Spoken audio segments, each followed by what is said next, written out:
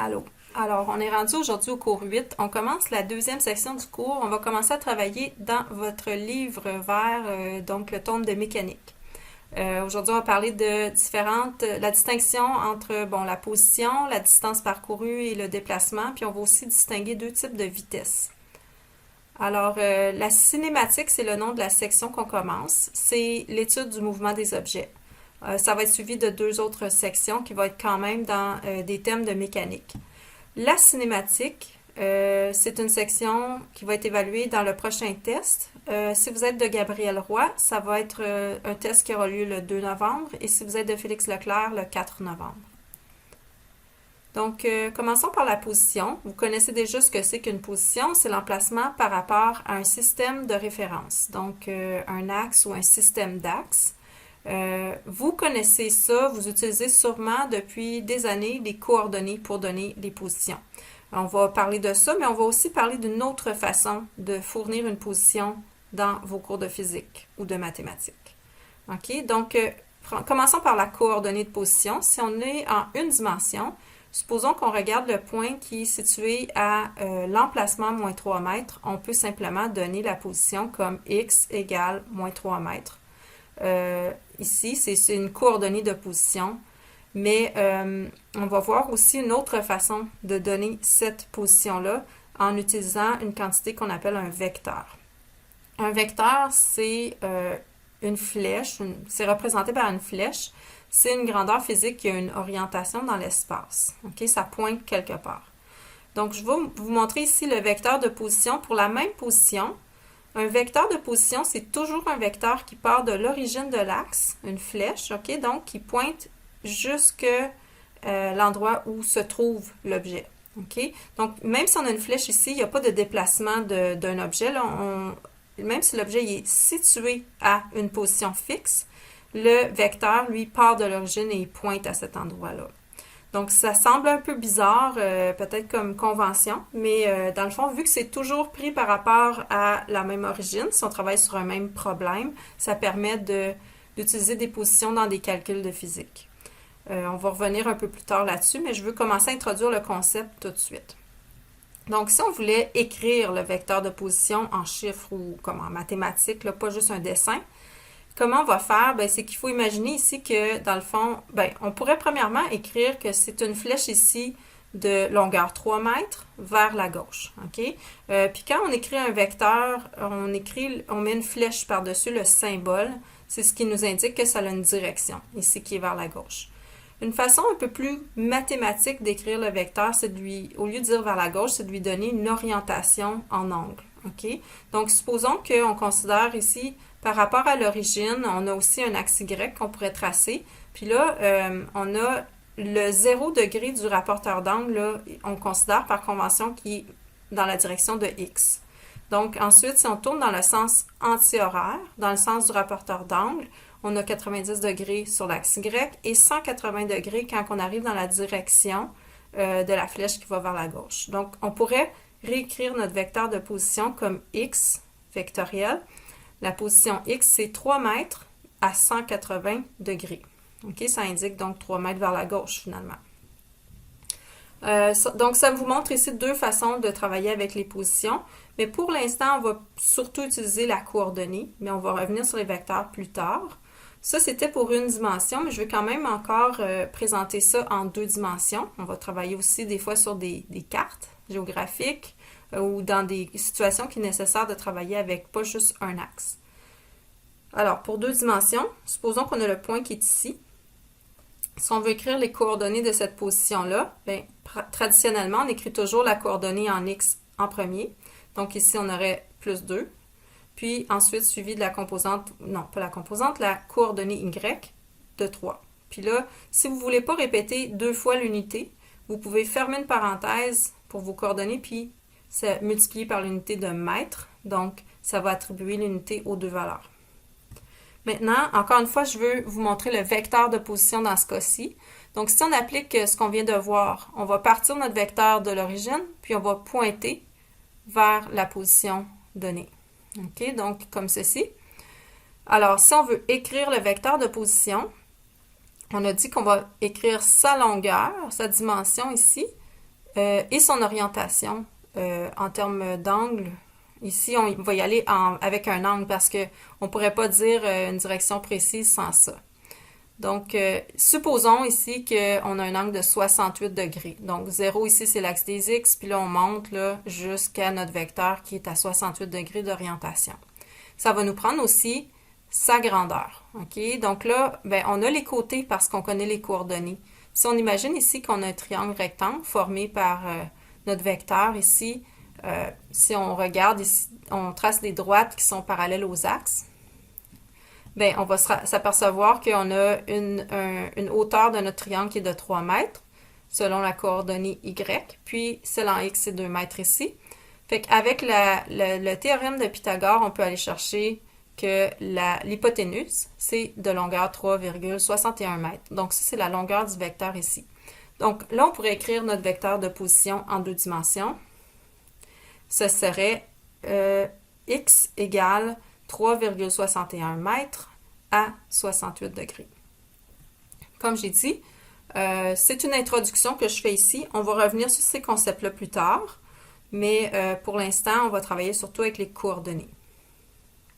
Maintenant, on va distinguer les concepts de distance parcourue et de déplacement. On va commencer par la distance parcourue, c'est un peu plus intuitif. C'est ce qu'on utilise le plus dans la vie de tous les jours. Par exemple, sur votre voiture ou la voiture de votre famille, il y a un odomètre qui mesure, qui cumule les kilomètres que votre voiture fait. Donc, ça ne dérange pas si la voiture est en train de prendre une route qui est vers l'est ou vers le nord. Elle va toujours cumuler les kilomètres qui sont faits par la voiture. Donc, ça, c'est la notion de distance parcourue. La distance parcourue, c'est la longueur totale d'un trajet entre un point de départ et un point d'arrivée. Prenons un exemple. Si on a le point de départ en bas ici, puis le point d'arrivée en haut, mais on ne prend pas une ligne droite. On fait un trajet en forme de demi-cercle. OK? Là, on va dire que notre cercle a un rayon, bon, ce ne serait pas en voiture qu'on ferait ça, là. Imaginons que c'est une fourmi, OK? Donc, le rayon du cercle, c'est 6 cm. Là, je vous fais un petit rappel. Comment on calcule la trajectoire ici? Bien, on va avoir besoin de la notion de circonférence. La circonférence d'un cercle, c'est 2 fois pi fois le rayon du cercle. Donc, ici, ça va nous permettre de calculer la distance parcourue. La distance parcourue ne sera pas une circonférence, mais ça va en être la moitié. Donc, la distance parcourue du point A au point B, ça serait la circonférence 2pi fois le rayon, divisé par 2. Finalement, le 2 s'annule. Puis, on obtient, si le rayon est de 6 cm, on obtient que la distance parcourue par la fourmi serait de 18,85 cm. Fait que ça cumule tous les centimètres que la fourmi a fait avec ses pattes le long de la trajectoire. OK? Maintenant, le déplacement, c'est pas tout à fait pareil. Prenons les mêmes points de départ et d'arrivée et la même trajectoire pour notre fourmi. Le déplacement, c'est la distance directe en ligne droite entre un point de départ et un point d'arrivée. Donc, ça ne représente pas nécessairement le chemin suivi par la fourmi. C'est vraiment le résultat. OK? Le résultat, c'est qu'elle est partie du point de départ, puis elle est arrivée en haut. Donc, elle a fait un déplacement comme ça vers le haut. OK? Fait qu'on part du point de départ, puis on relie en ligne droite le point d'arrivée. Si on considère que le rayon est encore de 6 cm, notre déplacement ici, je vais le représenter par un vecteur. OK? Donc, ça part du point de départ. C'est une flèche qui va pointer vers le haut ici dans mon schéma jusqu'au point d'arrivée. Le symbole que j'ai utilisé ici, le déplacement en général, c'est un symbole, si on veut travailler sur un axe, ça va être delta X ou delta Y. OK, je vais l'écrire. Excusez, je suis en train de mettre ma batterie dans mon crayon. OK, delta X, si on est sur l'axe des X, on se déplace, disons, vers la droite. Delta Y, si on se déplace par en bas ou par en haut. Mais en 2 dimensions ou dans un concept plus général, on peut dire delta R. Delta R, il peut pointer un peu en X, un peu en Y. Ça ne dérange pas. Donc, c'est un autre, dans le fond, une variable qui représente n'importe quelle direction sur un plan. Alors, là, pour représenter la valeur du déplacement, on va avoir besoin de sa direction. Donc, comme tantôt, on va devoir considérer quel est l'angle fait par la flèche vectorielle ici. Mais quand on prend l'angle ou l'orientation d'un vecteur, il est très important de considérer le système de coordonnées, son origine au début du vecteur. Donc, c'est pour ça que j'ai placé mes axes X et Y ici pour que l'origine concorde avec le point de départ. De cette façon-là, on constate qu'on a un vecteur ici qui pointe à 90 degrés par en haut. Fait que là, on peut écrire notre déplacement. Notre déplacement, ça serait représenté par delta R.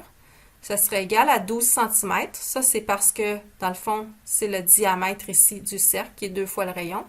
Et à quelle orientation? Bien, à 90 degrés, pour indiquer que la fourmi, elle est partie d'en bas puis est arrivée plus haut. OK? Fait que vous voyez la différence entre déplacement et distance. Si je travaillais sur un axe des X, disons que j'ai mon 0 ici, puis j'ai mon point A qui serait à 3 mètres. Ça, c'est le point de départ. Puis je m'en vais me déplacer jusqu'au point B à 1 mètre. On pourrait représenter, vu que c'est juste en une dimension, on pourrait dire notre déplacement, ça va être delta X égale moins 2 mètres. Au lieu d'écrire l'angle, on pourrait écrire ça quand on travaille juste en une dimension, on peut utiliser le signe pour indiquer que c'est dans le sens contraire de notre axe des X. L'axe des X est vers la droite. Si j'ai un moins à delta X, ça veut dire que mon déplacement est vers la gauche. Maintenant, oups, il y a un petit 27 qui est apparu, une drôle au début. En tout cas, on va comparer le concept de temps versus le temps écoulé. Bon, le temps, c'est pas compliqué, c'est un instant précis. Par exemple, on peut vous dire à quelle heure quelque chose se produit, à 8h12. OK? Ou on peut vous donner un moment, au temps t égale 27 secondes, par rapport à une minuterie. OK? Si on compare, le temps écoulé, lui, c'est l'intervalle de temps entre deux moments. Okay? Il se calcule en faisant le temps final moins le temps initial. C'est un intervalle de temps. Ici, pour ça qu'on a le symbole delta. Delta, ici, en mathématiques, ça veut dire la variation de la valeur. Puis la variation d'une valeur, c'est toujours la valeur finale moins la valeur initiale. On fait ça un peu de façon instinctive dans la vie de tous les jours. Par exemple, si je vous dis, c'est quoi le temps écoulé de 8h12 à 9h? Vous allez calculer dans votre tête que comme une heure, ce serait 60 minutes, bien de 8h12 à 9h, il s'est écoulé 48 minutes. Donc ça, c'est un temps écoulé. On pourrait aussi calculer le temps écoulé de 10 secondes à 27 secondes. Donc de ce temps de 10 secondes à ce temps de 27 secondes, il s'est écoulé un intervalle de temps de 17 secondes. Celui-là ici est facile à calculer avec la petite formule, mais on le fait dans notre tête la plupart du temps. Donc 27 moins 10, 17 secondes. Maintenant, on va voir ces concepts-là dans un exemple. OK, je vous lis l'exemple. On dit un chien se trouve d'abord à une distance de 5 mètres à droite de sa niche. Il va chercher un os situé à une distance de 3 mètres à gauche de sa niche. Et il transporte l'os à un endroit situé à une distance de 2 mètres à droite de sa niche. Donc, j'ai souligné ici les 3 positions qui sont importantes, qui sont fournies. Puis, on dit que l'ensemble du mouvement a duré 6 secondes. En A, on demande, en utilisant la niche comme point d'origine, déterminer en A la position initiale du chien. Donc là, on va la donner sous forme de coordonnées. Si on nous indique que le chien se trouve d'abord à une distance de 5 mètres à droite de la niche, bien, ça veut dire que, finalement, si je considère que mon axe des X est vers la droite, puis on nous indique que la niche, c'est l'origine, c'est la position 0, ça veut dire que le chien, sa position initiale, c'est une valeur positive de 5 mètres, puisqu'il est du côté des X positifs. En B, on demande quelle est la position initiale de l'os. L'os est situé, il était par terre, là, mettons, à une distance de 3 mètres à gauche de la niche. Donc, encore, là, prenant la niche comme origine, puis mon axe des X vers la droite, bien, si mon os est à 3 mètres à gauche de l'origine, ça veut dire que ma position initiale pour l'os, c'est moins 3 mètres. Ensuite, on demande quelle est la position finale du chien. On indique que c'est 2 mètres à droite de la niche. Donc là, ça commence à ressembler un peu à ce qu'on a fait en A. La position finale du chien avec son os, ça va être une position finale de 2 mètres. OK, là, on commence à regarder un peu plus le mouvement. En D, on demande quelle est la distance parcourue par le chien. On va suivre un peu qu'est-ce qu'il fait le chien. Il part de 5 mètres à droite de la niche. Il s'en va chercher son os. Puis là, il revient, il ramène son os à 2 mètres à droite de la niche. Si on regarde quelle est la distance parcourue, bien, pour commencer, le chien s'est rendu à la niche, il a fait 5 mètres. Ensuite, il a dépassé la niche, il est allé chercher l'os, il a fait 3 mètres. Il est revenu à la niche, un autre 3 mètres. Puis, il a fait un dernier 2 mètres vers la droite. La distance parcourue par le chien, ce serait la somme de tous ces petits déplacements, là, mais en valeur absolue. Okay? On ne tient pas compte ici quand on calcule la distance d'un signe. C'est-à-dire, même si elle est vers la gauche, on n'attribue pas de valeur négative à ça. Fait que c'est cumulatif. Une distance parcourue ne sera jamais négative. On obtient que la distance ici totale, c'est 13 mètres. Maintenant, en E, on demande le déplacement du chien. C'est pas la même chose que la distance parcourue. Là, je vais vous montrer 2 façons de calculer le déplacement du chien. Mais je vous rappelle que qu'est-ce que c'est qu'un déplacement? C'est un vecteur qui commence à la position initiale puis qui se termine à la position finale. Donc, le chien, il a commencé ici, puis à la toute fin, il était rendu à 2 mètres à droite de la niche. Donc, on part du point de départ, puis on pointe jusqu'au point d'arrivée. Ça ne tient pas compte du détour du chien. Okay? Il aurait pu aller faire le tour de la ville puis revenir. Ça serait, si c'est le même point de départ, même point d'arrivée, ce serait le même déplacement. Alors, comment on va calculer ce déplacement-là? La première méthode que je vous montre, c'est que je vous ai dit tantôt que le petit triangle ici, c'est une variation. Donc, on peut calculer la variation de la valeur en faisant la valeur finale moins initiale. Donc, la position finale moins la position initiale du chien. Ici, sa position finale, c'était 2 mètres. Puis, on va soustraire sa position initiale qui était de 5 mètres. On obtient qu'il s'est déplacé de moins 3 mètres. Comme on est dans une seule dimension, ici, notre vecteur, on peut l'exprimer, comme j'ai dit, avec un négatif pour indiquer qu'il est vers la gauche. Ça, c'est la première façon de calculer le déplacement. Mais vous pourriez tout aussi bien calculer le déplacement en faisant une somme des différents déplacements faits par le chien. Mais ici, je mets une petite étoile. Cette fois, contrairement à la distance parcourue, il faut tenir compte du signe lorsqu'on veut le déplacement. Donc, on dirait ici qu'il ferait en premier moins 5, parce que c'est vers la gauche, vers les x négatifs. Ensuite, plus moins 3, encore vers les x négatifs. Ensuite, plus 3, puis plus 2. Ça équivaut à la même chose. Okay? Ces deux méthodes-là sont équivalentes. On va obtenir donc la même réponse. Là, comment savoir quelle des deux équations vous allez utiliser? Ça dépend. Dans le cas ici, on avait vraiment toutes les informations pour prendre une ou l'autre. Mais des fois, ça va être clairement dans l'énoncé de la question, on va dire quelqu'un se trouve à telle position au début, puis ensuite, à la fin, se trouve à telle autre position. Fait que ça, ce serait des positions initiales et finales. On prendrait la méthode qui est en haut ici. Par contre, si on dit un oiseau vole de 3 mètres vers la gauche, ensuite, c'est suivi d'un autre déplacement vers la droite. Si on vous donne des déplacements comme ça, là, on va prendre la deuxième méthode. Maintenant, avant de continuer avec 2 autres questions, pour l'exemple, je veux vous introduire 2 types de vitesse moyenne. La vitesse moyenne, dans le fond, ça fait la moyenne de vitesse sur un intervalle de temps. C'est un peu lié à la définition de la vitesse qu'on a rappelée en début de session. Mais on va pouvoir, ici dans le cadre du cours, aller calculer soit la vitesse scalaire moyenne. Ça, c'est lorsqu'on calcule la distance divisée par l'intervalle de temps. Ou on peut vous demander la vitesse vectorielle moyenne, qui, elle, c'est le déplacement divisé par le temps. Fait qu'on a vu 2 façons de calculer un peu une trajectoire, si je peux dire, là, ou déplacement, en tout cas, c'est différent. Bien, on peut attribuer des vitesses à ces quantités-là, distance ou déplacement.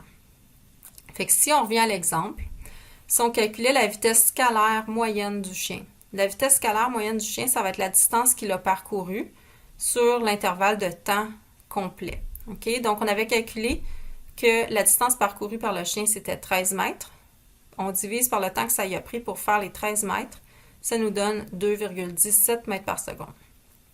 Remarquez que vu que la distance, c'est toujours une valeur absolue, la vitesse scalaire moyenne devrait toujours être positive.